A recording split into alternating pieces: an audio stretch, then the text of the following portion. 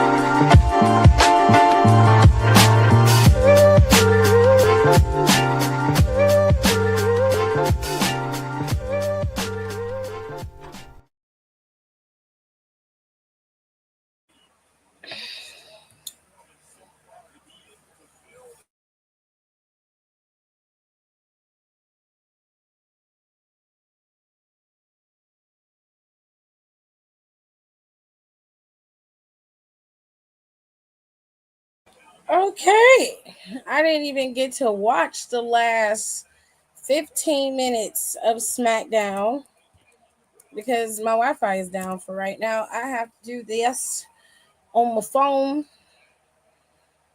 and I didn't get the chance to see everything that went down. So I don't know what happened with John Cena and Randall. If anything happened, I have no clue. I didn't get the chance to see it.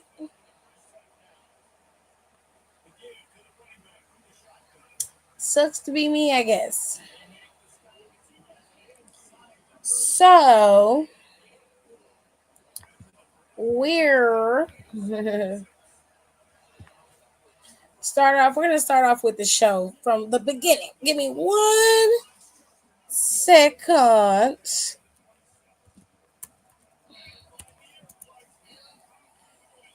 Hmm. Hmm.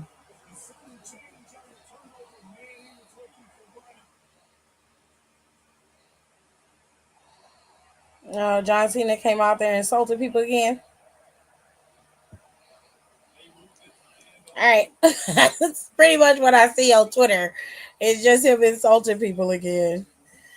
But anyways, welcome to the show. Let's talk about the show from where it started. Okay. It started off with LA Knight versus Solo and Jacob 2. LA Knight and Damian went up against Solo and Jacob, and they started off arguing from the very beginning. Byron went back there to get a conversation or a little bit of a interview piece with Damian Priest. And of course, as they were heading out to the arena, that is when LA Knight walked up, and Damian was like, look, my goal and my focus was on Drew McIntyre, but since Jacob and them want to throw themselves into the arena, he was like, I don't have no problem taking that championship from him and becoming a 2-time U.S. champion. Now, LA Knight walked up and was like, oh, we talking about championships. He was like, let me tell you something. If you get in my way on Saturday, I will take you down. But he said, tonight we need to focus because we got these two tonight. Now, he said, you ain't got to worry about me tonight. I got you. But the thing I'm worried about is if you understand how this is supposed to work when it comes to this match. And of course, Damian was like, you ain't got to worry about me. Okay. Tonight, I got you. The question is, do you got me? And LA Knight was like, hold up. He said, at first, this whole little situation was not about trust. It never was and it never will be. But since you out here talking shit, it's got my spidey senses tingling. Now, do I need to worry about you? Are you going to be good? Like, is you cool? Damian was like, hey, your ass need to be more concerned about this match. And then tomorrow, then you need to be worried about me. He was like, you know what? You right. Right now, we got to go deal with these thickheads. So while you back here scrambling, I'm going to go out here and handle business. Hit my music. They went out there. He went out there. Then Damian followed. Okay, in the beginning, everything was cool. Everything was rolling. Everything was flowing. And then LA Knight tagged himself in. Now, I don't know exactly what had happened, but it looked like it was some miscommunications going on. And when Damian saw that LA Knight had tagged himself in, that's when Damian tagged himself in when LA Knight was getting ready to hit a signature move. Child, it was a whole lot of. They was arguing the whole match. It was very much they are not willing to work together. Now, everybody was able to hit their signature move. And in the end, it was Solo who ate the pin, if I recall. Solo ended up losing the match, and I believe it was LA Knight who got the pin on Solo, if I recall, with a BFT. Okay. Now,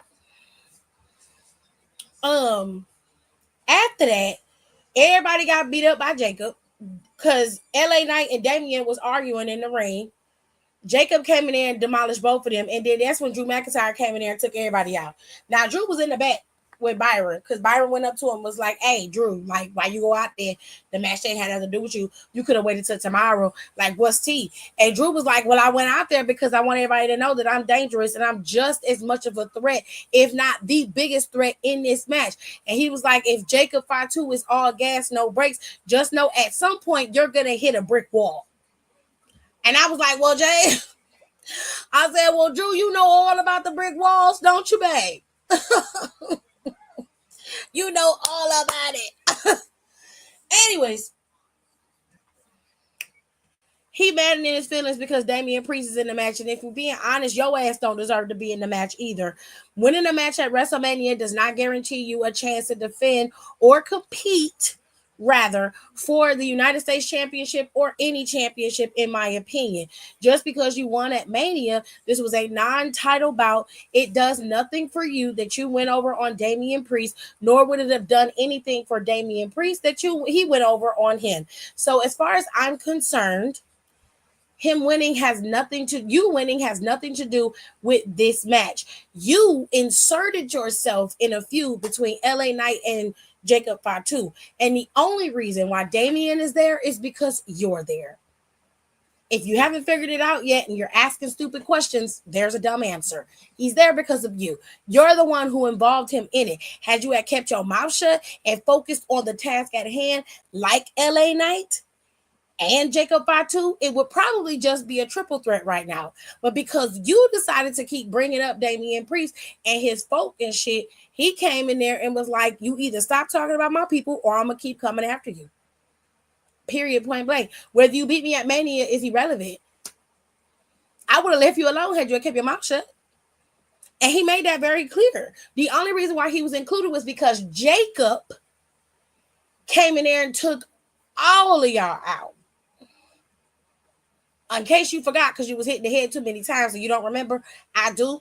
You was getting your ass whooped by Jacob Fatu, and so was everybody else. Y'all all got laid out together. That's what happened. Okay. Love that for you. Now, I don't know no other way to put it other than grow up, Drew. You're not going to be the only person in the world who has the potential to challenge for a title. You're also not going to be the only person in the world who's been screwed out of things. It happens. Get over it. If you're going to make your whole personality the fact that you've been screwed out of things in life, you're going to be insufferable and boring to be around. And I hate that for you, babe. I do. Anyways, he made it very clear that he was going to be the one to take the championship away from Jacob Fatu and become the new United States champion, therefore making him an official Grand Slam champion. Oh, we love that for him, I guess. Go off, King. Whatever makes you happy. Now, there were some filler matches in between here. Chelsea and Selena Vega still seem to be going at it, but this was a little fun surprise. Today, Chelsea Green decided to hold a little memoriam for the loss of her United States Championship in Nick Aldis's office, might I add. Is very upset about that.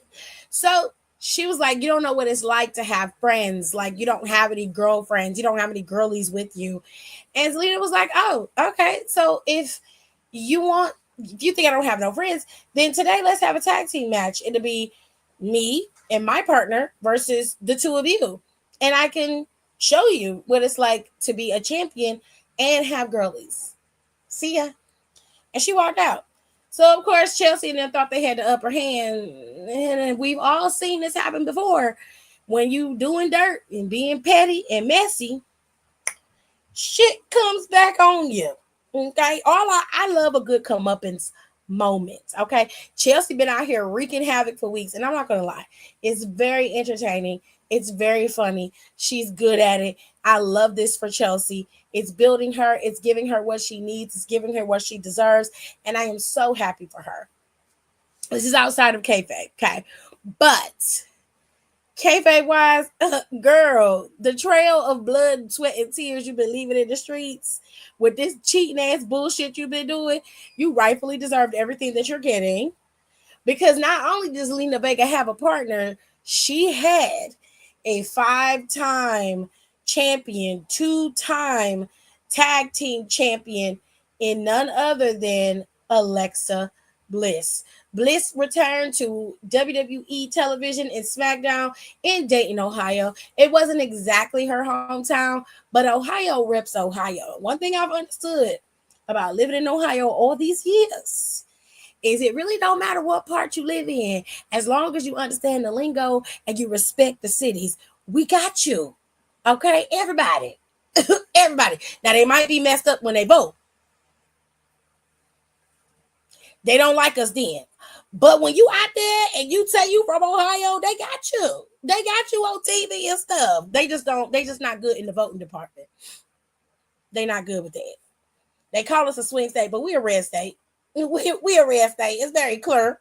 But anyway, Alexa Bliss came back, and Alexa Bliss did very well. I have yet to see Alexa Bliss have a terrible match, no matter who she's going up against when she comes back. And I used to give that woman the blues back in the day.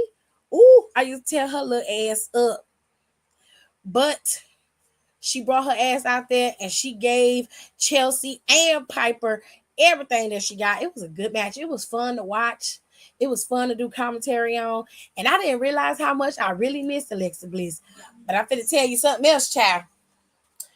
So after we saw this, okay, we saw the fact that Charlotte was showing up back at SmackDown. Now, Charlotte ain't been there since Mania, okay? So Charlotte comes back, and baby look good, okay? Baby looks T, body is T. Okay, she had a very cute outfit on, and I loved it because it accentuated what it needed to accentuate, and it gave her stuff where she needed to have stuff. You know what I'm saying? Because Charlotte's not a hippie girl. She never has been. She never will be. But the type of outfit she had on gave the illusion that she got hips. Which I love that. I loved that look. I've always loved that look. The bra, bikini top with the jeans, the baggy jeans. I loved it on Aaliyah when Aaliyah did it before. I've loved it on anybody who has any body type that can rock it right. It looks amazing. She had the nice belly chain beads on. Sis looked good. Makeup was done. Hair was done. It was beautiful. 10s across the board. 10s across the board. Okay, I loved it. And she had a good boot on. Cute. She came out there and dating, told everybody the queen had returned, and then everybody was booing her. And then Charlotte decided, and it looks like Charlotte's about to be on a revamping. It looked like she's about to, kind of change her character around. All right. So Charlotte was out there, and of course, they weren't booing her like they were booing her when she was going up against Tiffany. But they were booing her, as they always do. And Charlotte was just like, why are y'all disrespecting me? This is after she announced that she was going to be going back after, going after that championship again. And they didn't like that at all. The boos got louder and louder, bitch. They was not happy. And Charlotte was like, why are y'all disrespecting me like this? Like, what did I do to make you disrespect me this way? And they didn't answer her. They just kept booing. And she was like, if you keep disrespecting me like this, I'm gonna leave and never come back here again. And of course, that erupted in nothing but cheers. And I was like, don't listen to them hoes. Don't listen to them because they booing you, but they finna be cheering Becky's crush fire ass in a couple weeks. Matter of fact, in a couple minutes, tomorrow they're gonna be booing her ass like she the greatest thing since sliced bread. They don't know what they want. Don't listen to them. Anyway, she out there and then she storms off. She gets out of there. She like, fuck y'all, I'm leaving. So she get out the ring because they keep booing her. And then Jay come out there. Jay come out there in her cowgirl finest. Okay. It was cute. It was cute with the cowgirl tassels on her arms. She had the hat. Everything was decked out in her style of gear with the broken glass like design that she usually has. It was cute. And she picked up the microphone and she said, hey, Charlotte, baby girl, sis. She was like, you had your moment. And now it's over. Get to the back of the line. And I was like, ooh, you're messy. You're messy. Because what happens when you minding other folk business is you get punched in the mouth. Okay, that's what happens. Now, see, you forgot a golden rule, Jade. You forgot a golden rule. Bruce Lee always said you never take your eye off of your opponent, even when you bow.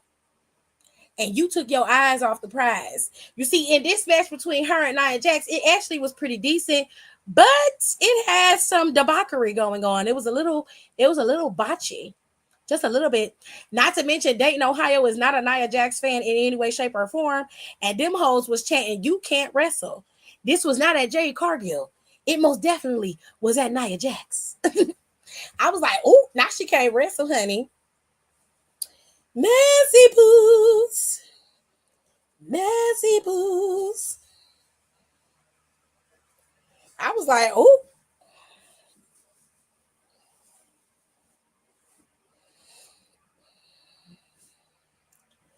You said, I just watched that clip.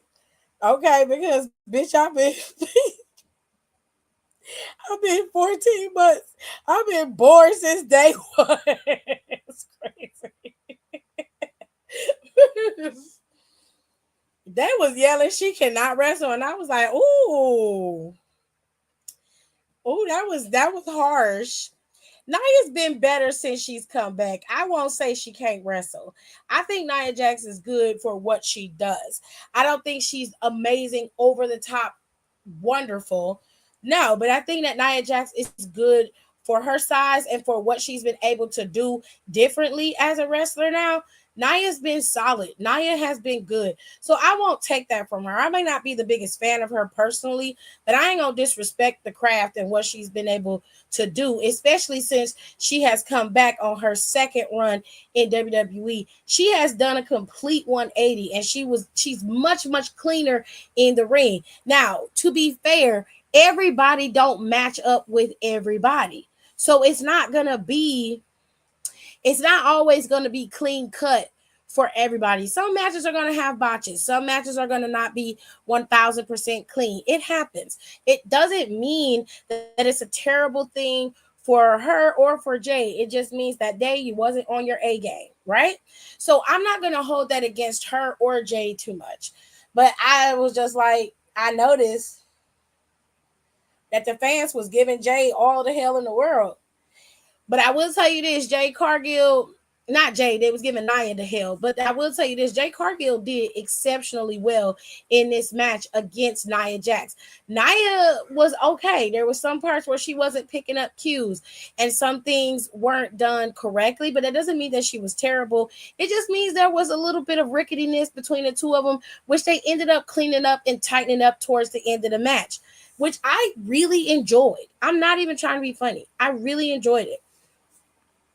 But Jade Cargill was really able to showcase her strength in this match against Nia Jax. Most people believe that Nia's gonna outpower anybody she goes up against. And somebody like Piper, somebody like Jade, somebody like Bianca, somebody like Nia, and sometimes even Tiffany Stratton, if I'm given fair enough, their power is part of their skill. Tiffany's more of a combo wrestler with her agility and some of her power, but Nia, Jade, Bianca, they and Piper, they're powerhouse wrestlers. They're gonna rest in their strength. And that is where Jade and Nia are usually equally matched, bar for bar, move for move. So I hope y'all can hear me still. So I'm 1000% okay with this match. I thought it was good. I just had a few little ticky tacky moments, but other than that, it was good. Ultimately, at the end of the match, this is where it broke down. Naomi showed up. Naomi attacked Tiffany because Tiffany was sitting ringside. And this is where Jade's rookieism comes into play. I don't care if Jesus Christ was sitting ringside. Your ass need to be focused on what you in there for. You was getting a potential number one contenders match against the champion. If Jesus himself came out there and said, "My child, we need to go," I'm like, "Hold on, baby. As soon as I get this match won, I'm winning this goddamn match." You understand me? You are not taking away my opportunity because you're attacking someone else. I don't give a fuck about Tiffany. Beat the shit out of her if you want to. I'm gonna win against this bitch. Why was you worried about what Naomi was doing to Tiffany Stratton on the outside of the ring? I wouldn't have gave a goddamn. If she want to bury her head in the toilet, let her do it. I wouldn't give a shit. That's crazy. I'm screaming. I'm like, why? Why do you care what she doing to her? Focus. Ended up getting your ass whooped. Ended up getting annihilated in the ring because you did not keep your eyes on the prize. I guess your ass done learned that lesson now. You learned it now. Focus. Okay?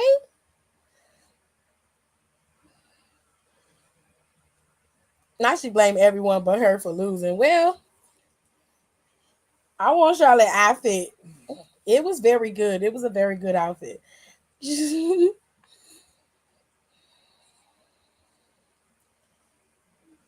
But they don't say nothing to Becky ass. They don't. She been the lockup queen. Literally, because Rhea is so should be allowed to wrestle again.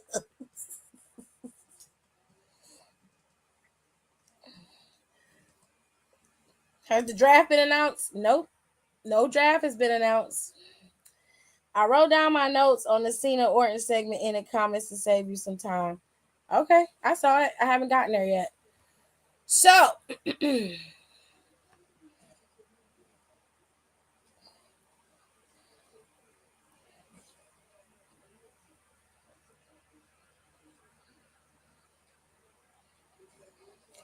ooh,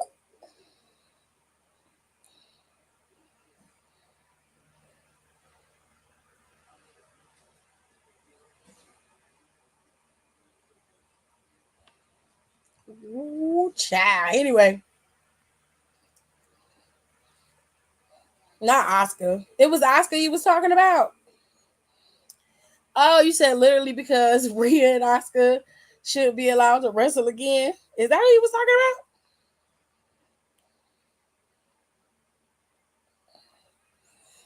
All right.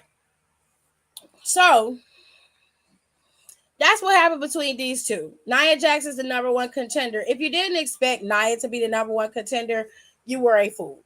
You were an absolute fool. It was happening. I just wish it would have been a little bit more blatant with the interference from Naomi because this was really more on Jade's part for not paying attention. All she had to do was focus and she could have won. Okay. It was not that hard. It really wasn't. When they wrestle, it gets a little chunk of clunky. Eh, yeah, I remember that. I remember Rhea and Asuka's match together. They don't have good chemistry with each other, and some people just don't. We also saw an impromptu match from the Street Profits and Fraxium. Even though the Street Profits were at about 50% capacity, the Street Profits put Fraxium through the ringer. Proof that just because you're good in NXT doesn't mean when you come to the main roster you're going to overshadow or outshine everybody. The Street Profits were not at 100%, and they still were able to fiercely defend themselves and possibly beat Fraxium if given just a little bit more time to regroup and recalculate. But Fraxium was able to best a half capacity Street Profits, which leads me to believe that if the Street Profits are fully healthy, how would that match really look? Hopefully, we'll find out at Money in the Bank, because it looks like because Fraxium has beaten the Street Profits that they are one step closer to gaining a title match, but not before they go through DIY. Because DIY not only attacked Fraxium, they also attacked Motor City Machine Guns. And Motor City Machine Guns were simply just giving Fraxium their props for beating the Street Profits, and they were the top tier team. But DIY is like, look, you think you're going to come in here and just take over and go after the tag team titles after being here for a hot potato second? That ain't happening. I don't care what you're talking about. You're going to have to go through us first. And they beat the brakes off of them, including the Motor City Machine Guns, which, to be fair, it wasn't hard to beat up the Motor City Machine Guns at the moment because they, too, are injured due to the hellacious and amazing match that they put on a few weeks back. So, yeah, it's going to be an interesting time in the tag team division. I'm curious, very curious. Any whoosies.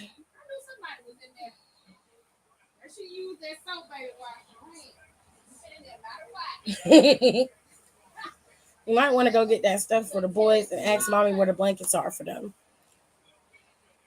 That way you don't have to do it at like 1 or 2 o'clock at night. You know what I'm saying? All right. So, moving on. We had Aleister Black. Aleister Black cut a little promo before he got to his match. He made it very clear that he was not going to continue down the path that everybody suspected he was going to go down when he came back from his long hiatus from WWE. He said, that man, he's buried. That man is dead. He's gone. This one, he didn't realize what would come out once he buried him. He said there was a darkness there that he didn't know existed. This time, Aleister's a little bit more cool and calculated. No, crazy eloquence or weird conversation. No rhyming messages. It's very clear and concise. He said he already understands The Miz, and he's just going to simply take him out. But Carmelo Hayes, he doesn't get quite a good read on Carmelo. But he said, or do I? And then the boys had their match, which I might say lived up to the hype of what I thought it was going to be, which was two men who are very, very equally yoked. But Aleister Black has a little bit more showmanship than Carmelo Hayes does. He's very much an antagonist in the ring when it comes to certain things. He likes to provoke you by simply doing the bare minimum, but also sidestepping your moves or sitting down when you execute something and you believe it's been done correctly. You turn around and he's literally sitting there looking at you. It can make you kind of feel like you're not on your game, which is low-key what he did with Carmelo. But Carmelo is a master at being able to counter and recover very, very quickly, which makes him very dangerous against a man like Aleister Black because he can get him off his game, which is exactly what he did. For the most part, Aleister and Carmelo were going back and forth, back and forth. It was a good match. Ultimately, Aleister was able to pick up the win due to interference from The Miz on a roll-up pin. And instead of Carmelo eating a black mass, it was The Miz once again eating a black mass. Personally, I don't see the reasoning for Carmelo to be listening to Miz or doing anything with Miz. And it's no shade to Miz. I give him all the respect in the world.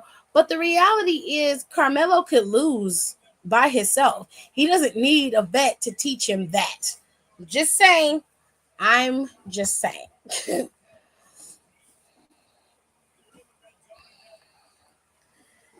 They just lack good chemistry. Yeah, yeah they do. They're both great, but together something doesn't click. Fair enough. Now, this is where my internet went out and I lost the last 15 minutes of the show. So I didn't get to see what happened with John Cena and Randy Orton, but I'm going to surmise that John Cena came out there talking shit to his ex again. And then Randall came out there and RKO'd him and was holding up the belt. I'm going to surmise that had something to do with it. And Kayla put in the comments exactly what happened. She gave me a nice little summary of it. But I'm going to surmise that that's what happened before I read this because I haven't read her comment yet. So I don't know what happened. But I'll tell you what, prior to that, you had Legado del Fantasma going up against Rey Fenix and Andrade. I didn't get to see the end of that match either. From what I understand, it was pretty solid. Rey Fenix and Andrade were able to beat Los Garzas. And this led to a little breakdown between the team in the ring, with Santos berating Humberto like he didn't just lose to Rey Fenix last week. Now, Humberto done had enough. That man was poking him in the chest and yelling at him in Spanish and talking all types of shit. And Humberto slapped that nigga hand away and was mad as hell. And then he just walked out the ring. Angel was standing there about to cry because his uncle and his cousin fighting or whatever. I don't know.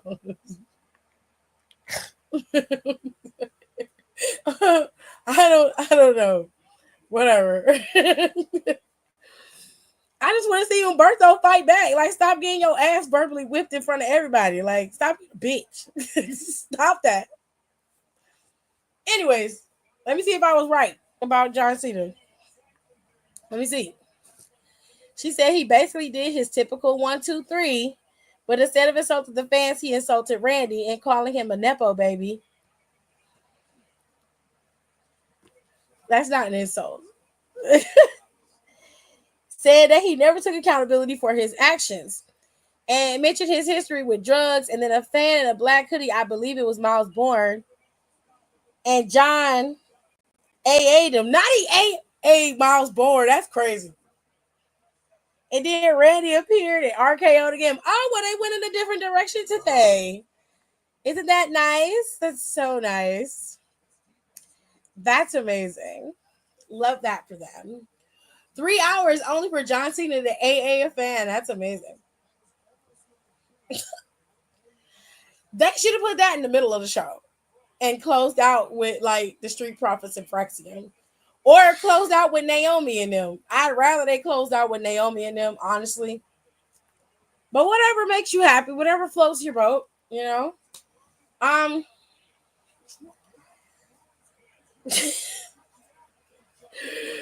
Tomorrow is Backlash. Backlash comes on regular time. I mean, there's nothing really to say about this other than I said it on Down for the Counts podcast with Midwest Melanin Mafia this week, which it is up. It's up on Spotify. It is also up on YouTube if you want to go over there. Shout out to y'all who came over there when we went live yesterday. But I said it's over there, and the reason why I don't like this heel run is because it's boring. It's not because he's not lethal with his promos. He's great when he directs his promos at his opponents. He's great. But I'm bored with the whole angry dad. I'm bored with the angry dad persona, and I need him to find a new route. I expected him to be more entertaining as a heel, like actually enjoying being champion for the last time. Like, he's not even relishing in that. He's just angry all the time. And it's not even worth the time or the effort. Like, he doesn't smile. He's not happy. It's like, well, most people who want to be champion for a specific reason. Like, you're doing it out of spite, and that's not even worth the time or the effort, because Once you're gone, people are going to forget about you being the last real champion. I'm sure Ric Flair felt he was the last real champion when he had his last title run. Same thing goes for Triple H, Shawn Michaels, the rest of the roost goes on. Like, you're not going to be the last. You'll just be one of many. And I hate to say that to you, but it's just the truth. It's the actual factuals. Get over it. Can I have a LaCroix out of there, please?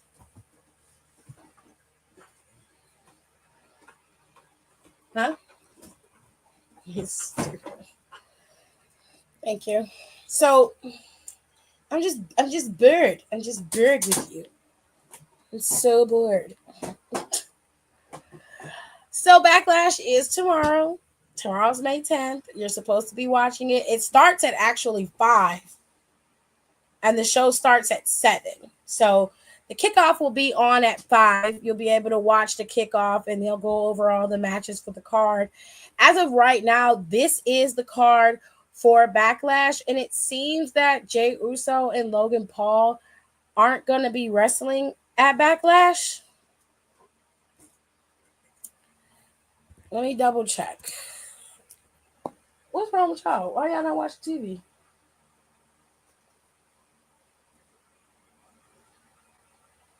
Hello? Hello? Can you what? Why y'all not watching TV downstairs?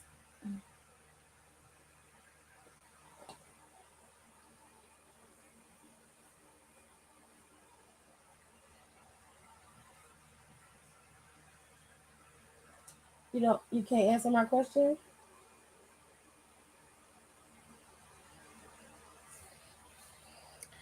Okay.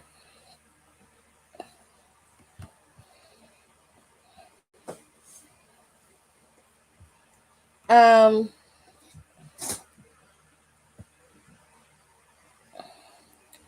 any whoosies.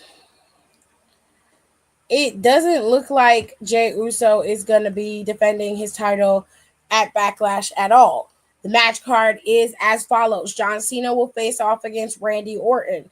You're going to have Lyra Valkyria facing off against Becky Lynch. And this is for the Intercontinental Championship. And this is for the men's WWE Championship. Then you have Gunther facing off against Pat McAfee. The Intercontinental Championship will be defended by Penta. It looks like they've got a 2-2 and a 1. Well, a 2-3 going on for their match card. Dominic Mysterio will defend his championship against Penta, and then you got a fatal 4-way with Jacob Fatu, the secondary title. The interesting thing is that the U.S. title for the women isn't on the line, which it should be. If we're being fair, Chelsea does deserve a rematch for that title. And then there's no Jey Uso on this card to defend his title, which but to be fair, he did just defend his title this past Monday, which probably is closer to the reason why he isn't going to be on the Backlash card. He might, however, be booked for the Money in the Bank card with Logan Paul. And like I said on the pod yesterday, I think it has more to do with Logan Paul wanting to be on the Big Four rather than being on the smaller card of Backlash, which I dislike wholeheartedly, but whatever floats your boat, I don't care. If I'm going to do predictions, it's very simple. I think that John Cena is going to retain his title. I generally don't know who's going to win between Pat and Gunther. It very well could be Pat McAfee, but Gunther could pull this one out and try to revive himself as a monster or whatever. I think that Dominic Mysterio is going to retain unless Finn Balor does something to cost Dom this match and give the title to Penta. This match could go either way for various reasons. Lyra Valkyria could retain. Bayley could show up and cause some enough distraction for Lyra to retain. Or Becky could beat Lyra and then Bayley shows up and attacks Becky and they have their bout. Either way, it looks like I would have some Bayley interference either way. And then this match I don't think that Jacob is going to lose the title. The pin, however, is going to be between these two, Drew McIntyre and Damian Priest. And I'm hoping that it's Drew McIntyre who eats the pin. Generally, it needs to be Drew McIntyre who eats the pin. He has the most momentum. It won't hurt him the most to eat the pin. Damian doesn't need to eat the pin. It needs to be Drew McIntyre. I'm going to say it, and it needs to be Drew.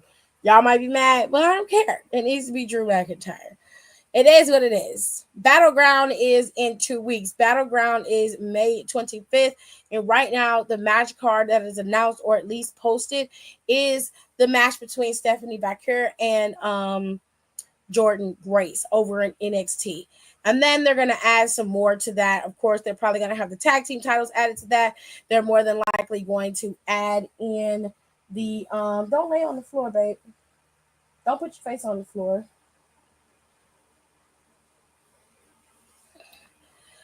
Of course, the men's title is supposed to go to Miles Bourne. He's supposed to face off against Obafemi, and you're supposed to have Joe Hendry defending his title against Trick Williams at Battleground as well. So you got a lot going on over here. And for those of you who watch multiple shows, AEW has their Double or Nothing pay-per-view the same night. Double or Nothing is May 25th as well. So if you're going to be watching both shows, babes, you're going to have a hard time. But with all that being said, the pay-per-views leading up to SummerSlam are as follows. In June, you're going to have Money in the Bank, and that same night, earlier in the day, you're going to have Worlds Collide, their collaboration with AAA, WWE, and NXT. All of those brands will be featured on Worlds Collide. How they're going to do that, I don't know. I would imagine after Backlash and Battleground, they will begin to set that up. Because it's going to be very soon, June 7th. That's next month, mate. It's next month. So we got a lot going on. And it's a Saturday. Anyways, we've got that. And then in between there, in July, I suspect that they'll be going back to Saudi in July, so they'll have that. And then you'll have SummerSlam. SummerSlam is a 2-night event. It's going to be August 2nd and Sunday, August 3rd. So Saturday and Sunday, they'll have the cards filled and do whatever they do. And then at the end of the month, on the 31st, they're going to head out to Paris and do Clash in Paris on August 31st. So they're going to have a lot going on for the next 3 months. John Cena will still be on tour. His last major show, they say, is going to be in Perth. And they say his final stop is supposed to be sometime in December at the Saturday Night Main Event. Who knows? All I can tell you is eventually John Cena's tour will come to an end. Somebody new will more than likely will be champion. Who that will be, I don't know. But we have not seen the American Nightmare in weeks. Not don't nobody care about Double or Nothing. Stop it. You stop it right now. People care. So, what I am going to do, you guys, is I will see you guys on Monday. Don is so stupid. I actually will see you guys tomorrow after Backlash. We will chit chat about the wins and where things are headed into the show. Now, I want to talk to you about one thing that we saw tonight over on Smackdown. You see, Charlotte had a full meltdown. Nick Aldis told her, like, you need to stop crying and stop whining and be a leader and do this. She like, they don't want me out there. I'm not going out there. She was like, I'm leaving. And he was like, you can't just run away when shit gets tough. You got to learn how to stick through it. And she was like, I can't deal with this right now. Take me to the airport. And as she got ready to leave, Alexa Bliss was standing there slamming her door. Now, everybody is asking, what does this mean? Well, it looks like you're just going to have to wait and see, lovelies. I see a character revamp. Charlotte has desperately wanted to change her character. Ashley Fleer has always wanted to change her character. She wants to be more relatable to the fans, but I don't think they will appreciate the work that she's going to put in to do that either way. It is what it is, babes. But what I would appreciate is a true revamp, something that we get to watch blossom in front of us, which I hope that they do with Charlotte Flair, because she deserves to have a revamp and a true story arc that works for her, and not everybody just hating her simply because they can. But I will tell you, musty, crusty, dusty bitches, something. The very same ugliness that y'all give to Charlotte Flair, strange work that y'all ain't giving that to Becca LaCrosse Fire Lynch. Okay? I don't know. I'm just saying. Hear me out though. I will see y'all tomorrow after Backlash. We'll talk more about Backlash tomorrow. Hopefully the matches are good and we get to see however this plays out going into the next PLE, which is Money in the Bank. They should start qualifiers after Backlash. We should start seeing some qualifiers for both the men and the women's Money in the Bank. It's going to be a time, ladies and gentlemen.